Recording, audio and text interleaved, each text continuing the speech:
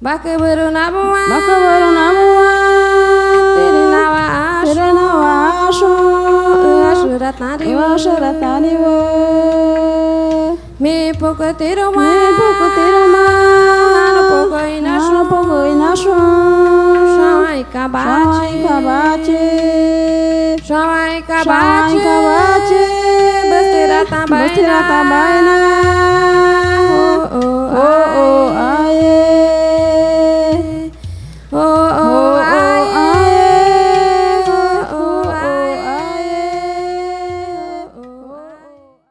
Bom dia a todos, vou me apresentar, meu nome é Gustavo Martinelli, sou pesquisador aqui do Jardim Botânico do Rio de Janeiro. Minha fala vai ser exatamente numa tentativa de mostrar, do ponto de vista do meu coração, essa conexão, esse encontro entre esses saberes, conexão entre o mundo acadêmico e o mundo do conhecimento tradicional, que na verdade são dois mundos, mas que são um só. Então eu queria agradecer a Ana pelo convite, a presença de todos. É um prazer estar aqui do lado de pessoas tão queridas aqui, Alice, Fábio, meu companheiro de décadas. Eu vou começar dizendo que eu tive uma certa sorte, um privilégio na minha vida de entrar bem cedo nessa instituição aqui, o Jardim Botânico, com seus 209 anos. Eu participei de um pedaço disso aqui e já se passaram 46 anos. É uma instituição que, nesses 209 anos, foi de todas as maneiras, ou de algumas maneiras, dedicada às plantas. Então, eu tenho que agradecer esse privilégio de ter entrado aqui, ter sido acolhido por pesquisadores, pelas pessoas que eu vivi minha vida aqui, que me incentivaram a mergulhar nesse reino. Na verdade, no mundo acadêmico, a gente divide as coisas entre o reino animal, o reino vegetal, mas eu vou continuar falando no mundo, onde reúne os dois reinos.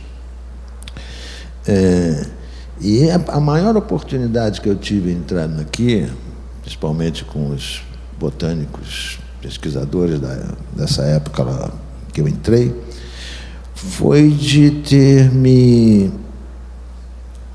Eu comecei como um simples estagiário, diga-se de passagem, entrando na faculdade. Então era um urbano e que não tinha a menor noção do que seria o reino vegetal, o reino das plantas. Então entrei... confesso a vocês que eu entrei aqui porque eu precisava... Meu pai não queria mais me dar mesada, eu tinha que fazer alguma coisa e eu queria trocar minha prancha. Então vim fazer um estágio aqui no Jardim Botânico e foi assim que eu entrei aqui.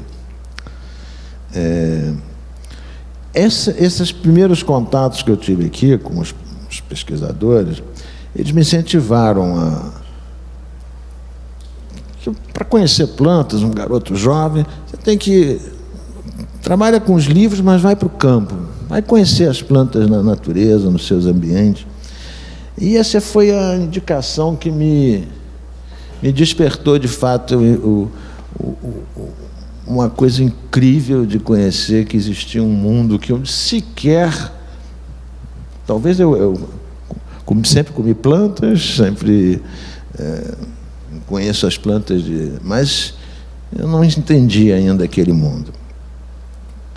E essa oportunidade foi muito importante, porque o fato de eu ter percorrido ao longo dessa minha vida inteira aqui diversas regiões desse país, conhecendo e aprendendo com os mais diferentes povos que eu tive a oportunidade de ter contato, comunidades, saberes e experiências, de longe ultrapassaram o conhecimento científico que eu aprendi com as plantas. Foi um aprendizado de vida para mim, muito importante. Essa oportunidade de conhecer as regiões naturais, as comunidades, etc., com os diferentes saberes, foi muito além do mero conhecimento. Me permitiu entender a diferença entre conhecimento e sabedoria. Foi essa troca entre o mundo acadêmico e o mundo natural, o mundo como ele é nos seus lugares, me fizeram entender um jargão que é muito conhecido, a diferença entre conhecimento e sabedoria. Mergulhado nesse mundo das plantas, vivendo esses dois mundos, né, eu pude refletir também sobre o grande aprendizado que é a troca de experiências e saberes.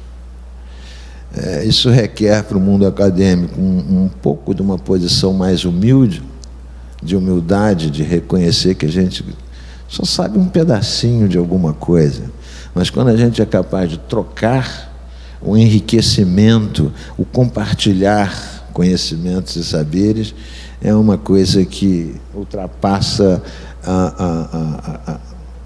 de fato o aprendizado. Eu vou contar um caso aqui, bem rápido, que no mundo acadêmico se chamaria um estudo de caso, mas aqui é simplesmente um caso.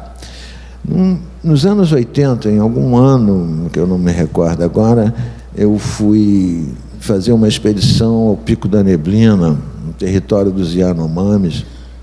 Ainda não era, ou estava em vias de ser um parque nacional, era só território Yanomami, e fomos para São Gabriel da Cachoeira, e depois dias de barco até o Maturacá, onde tinha uma aldeia Yanomami daquela região. Fizemos todos os contatos, conhecemos as pessoas, vimos quem as lideranças, quais seriam os guias, os que iam nos levar, nos conduzir. Eu, como um cientista, precisava do conhecimento das pessoas, de como chegar. E conheci, entre as pessoas que eram 5 Yanomamis que nos acompanharam, nós éramos 4 pessoas, eu tive uma afinidade que eu não sei dizer, porque com um que se chamava Cláudio, na linguagem, o nome, vamos dizer, em português, mas ele tinha um nome próprio, e eu, com aquela minha idiotice de urbano na Amazônia, eu passei a ficar o tempo todo perguntando: isso aqui é o quê, hein? Qual é o nome dessa árvore aqui? Essa árvore aqui serve para quem?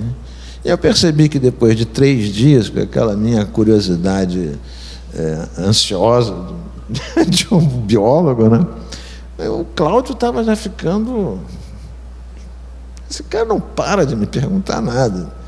E o Yanomami é um povo muito silencioso, muito interessante. Eu aprendi muito como o silêncio era importante, mas naquela época ainda não tinha esse aprendizado.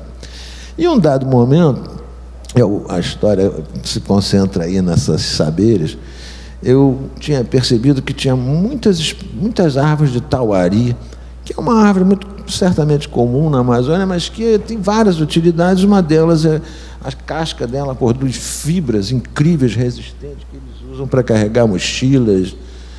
A casca do tauari. E aí eu vi, tauari serve para quê, não sei o quê. E aí tínhamos um acampamento para fazer na beira de um igarapé, que eu nunca vou mais esquecer, que chamava Igarapé Massariboei.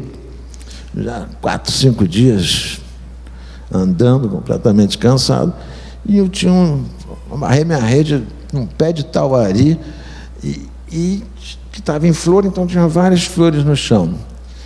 Aí eu peguei uma flor daquela e chamei o Cláudio, e ele já achou que eu ia fazer mais uma pergunta, né? Aí eu falei assim: Cláudio, eu queria te mostrar uma coisa. Olha essa flor aqui. Aí eu comecei a... Você sabe o que é isso aqui? Mostrava os estames. Ele olhava para mim e pensava: isso aqui é o órgão masculino, isso aqui é isso aqui. Eu fiz eu estava perguntando demais, eu queria também ensinar alguma coisa. E o meu conhecimento era de morfologia daquela flor. Então, ali o Cláudio mostrando aquilo tudo, falei: você está vendo isso aqui? O ovário. Ele falou assim: ovário, para que serve isso? Isso aqui vive no fruto. Aí ele abriu o olho para mim, começou a me olhar. Eu falei: como é que você sabe isso? Eu falei: bom, eu também, quando eu te perguntei como é que você sabe que isso aqui é altaria, você foi me ensinando, e agora eu estou aqui. Aí fizemos uma troca. E foi a pessoa que ficou meu amigo, porque ele aprendeu. E eu aprendi, porque antes eu estava só eu aprendendo. Então, quando eu expliquei para ele como é que aquilo tudo, numa simples flor, graças a Deus, a tauari, uma flor grande, a gente se tornou amigo. Eu tive agora, em 2014, 15, 16, não. 2016 eu tive de novo no Pico da Neblina, e tem um grande amigo que é uma liderança lá, o Armindo. Eu perguntei ao Armindo, o Cláudio ainda existe? Ele existe, está velhinho. Então ele me levou lá em Maturacá, e o Cláudio me reconheceu e virou para mim assim: rapaz, eu aprendi tudo sobre o Tauari com você, velhinho. E aquilo, para mim, esse é um caso que mostra como os saberes, como os conhecimentos são eternos. Bom, é engraçado porque a troca de conhecimento entre experiência, entre a ciência com seu rigor acadêmico e o conhecimento tradicional dos povos, que na verdade vivem muito mais integrado no mundo das plantas, me fez compreender também que ambos os conhecimentos são indispensáveis e são inspiradores. E esse foi para mim o caso mais que eu resolvi colocar. Eu entendo que essa interdependência, ela é inseparável, tanto física, psicologicamente, espiritualmente, do ambiente em que ela se encontra. Quer dizer, esse é um conhecimento que vai além daquele do mundo onde os protocolos, a hegemonia científica tem todas aquelas... Isso extrapola muito mais. E apesar de reconhecer que existem diferenças, de fato, entre o saber científico e o saber tradicionais, eu penso que a grande diferença desse é quando a gente pensa nos resultados desses conhecimentos.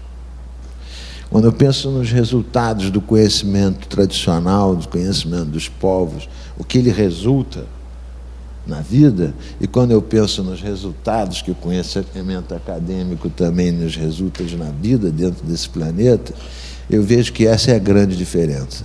São nos resultados que esse conhecimento perpetua. E ao longo dessas experiências todas, por esses tempos todos, eu passei a acreditar que é possível criar essas pontes, que essas pontes podem ser feitas entre diferentes formas de conhecimento e de saber, e ela é essencial para a vitalidade dos saberes e um benefício da própria humanidade, do próprio planeta que a gente vive. Claro que existem diferenças. Eu vou citar aqui dois tipos de diferença duas diferenças entre esses dois tipos de saber. Uma é a tentativa de universalidade, de verdade absoluta e metodologicamente comprovada que caracteriza o saber acadêmico. Essas são os princípios e as regras do mundo acadêmico. E ela se contrasta com a multiplicidade, com o caráter local, espiritual, cosmológico e a inclusão de divergências que caracterizam os saberes tradicionais. Os saberes tradicionais, ele simplesmente soma, ele não distancia, diferencia teorias contrárias, não, ele simplesmente incorpora. Eu acho essa uma diferença muito interessante.